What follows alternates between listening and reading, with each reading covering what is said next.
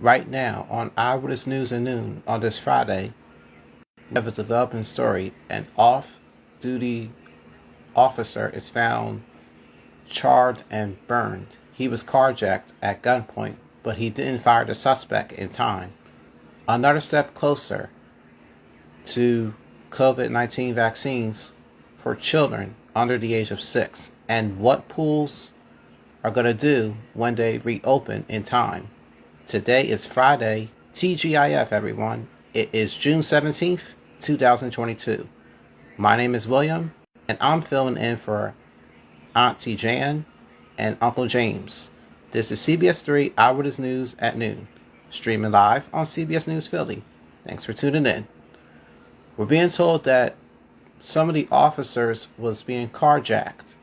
One on Delancey Street and the other one on Pentridge Street on the 5600 block.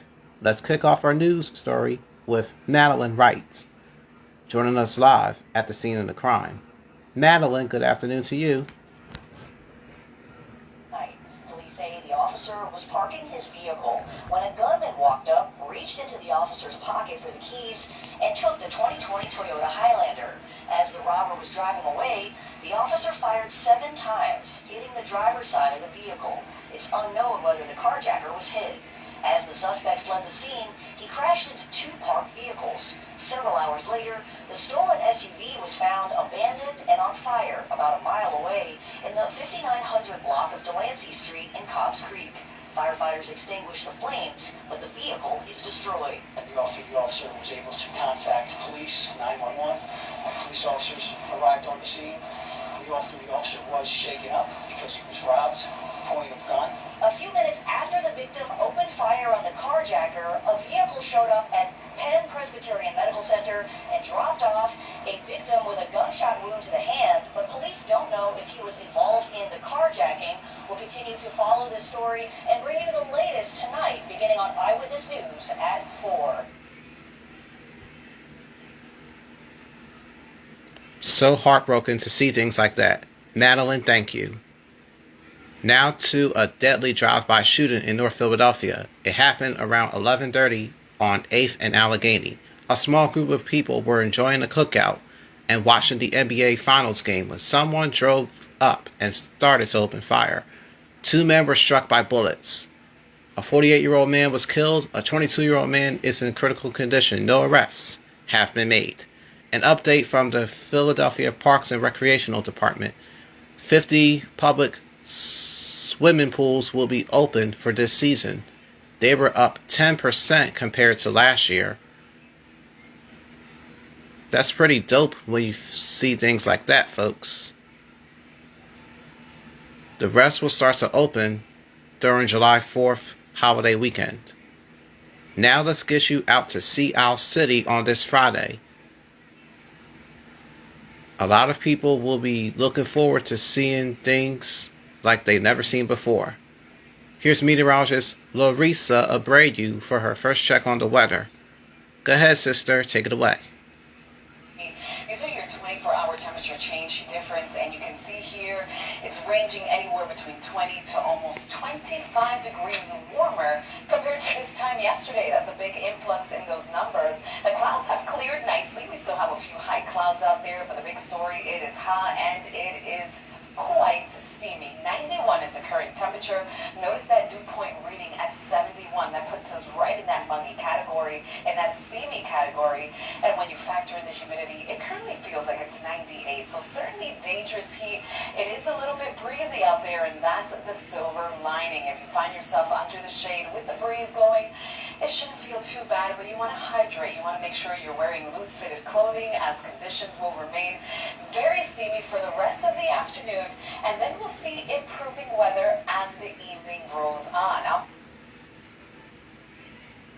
Looking forward to seeing your 7-day forecast. Larissa, thank you.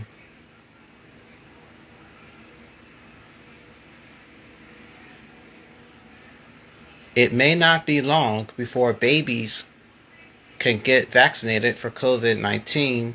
Kids between 6 months and under 5 could get it as soon as possible. but that decision could come for the next few days from now.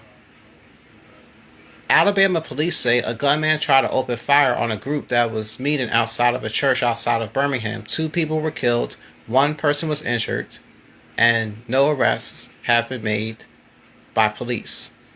As CBS News correspondent my Aunt Deborah Alvarone reports, some things are not meant to be. We do want to warn you that everything you might see in my Aunt Debbie's report might be disturbing, so cover your eyes. Go ahead and take it away with your report. An 84-year-old man and 75-year-old woman were killed. An 84-year-old woman is being treated at a local hospital. Another attendee at the event subdued the suspect and held him down until law enforcement arrived. The person that subdued him is a hero. Reverend John Burris, the church rector, was out of the country at the time. Deeply moved by the radical support of love from many people reaching out from all over the country. The latest high-profile incident of gun violence comes amid ongoing efforts to tighten gun laws that have hit a snag on Capitol Hill. We need everybody out there, whatever your faith or your belief system is, to pray, to think, to meditate, to just send love to this community, because they're going to need all of it. Investigators say the Alabama gunman acted alone and say there is no additional threat to the Vestavia Hills community.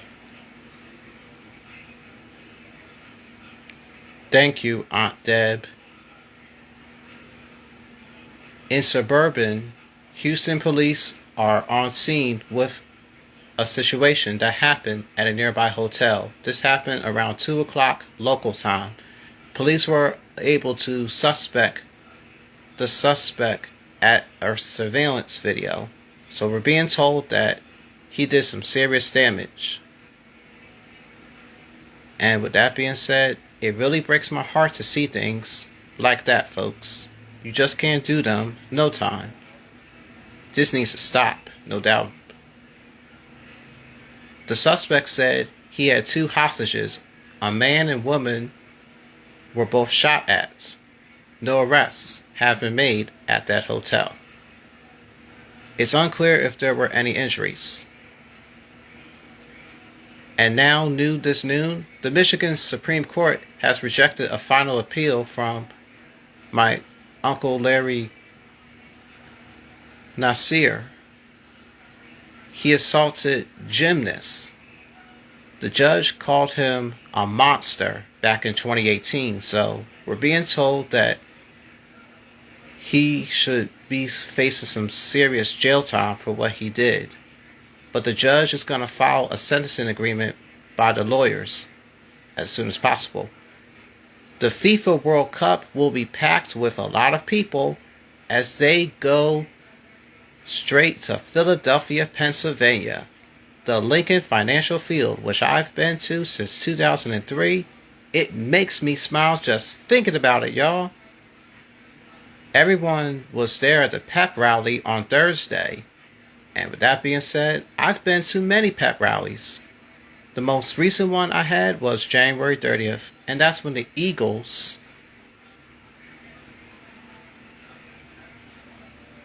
were there, and I had a free t-shirt and whatnot.